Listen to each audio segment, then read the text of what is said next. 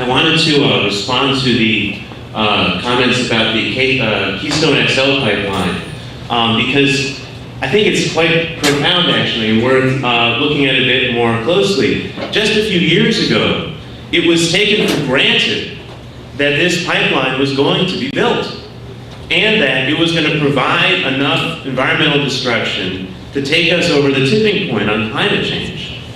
And then the environmental movement, the climate justice movement, did something that it had not done before, which was organize mass demonstrations in Washington, D.C. These were not the largest mass demonstrations we had ever seen in Washington, D.C. The first one was about 30,000, the second one maybe 60,000. You know, we've seen demonstrations of hundreds of thousands.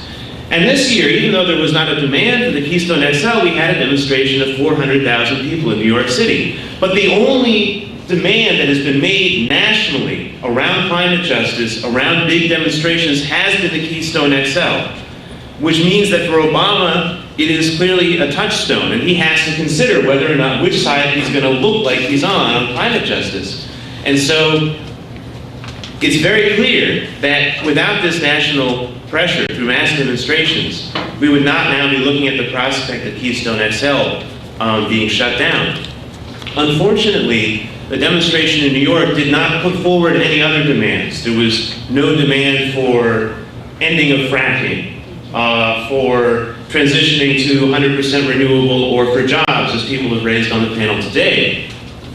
But it is clear to me from attending that demonstration and meeting people at it that people are ready for demands. And that demands not only help unite the movement, but that they actually get things done, like with Keystone XL.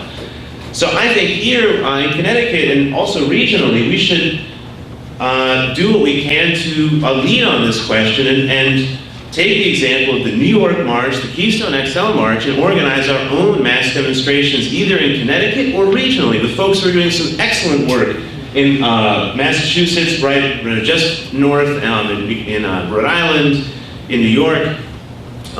We can raise demands around what people just brought in today for the broadest participation. Shut down the coal plant,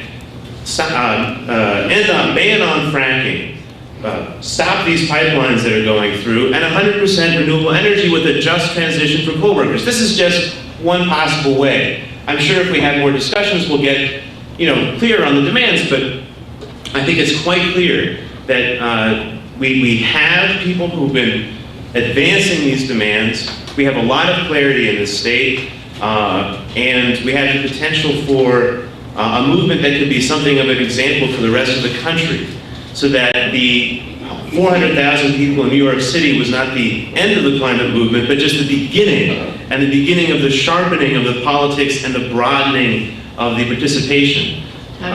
Thanks.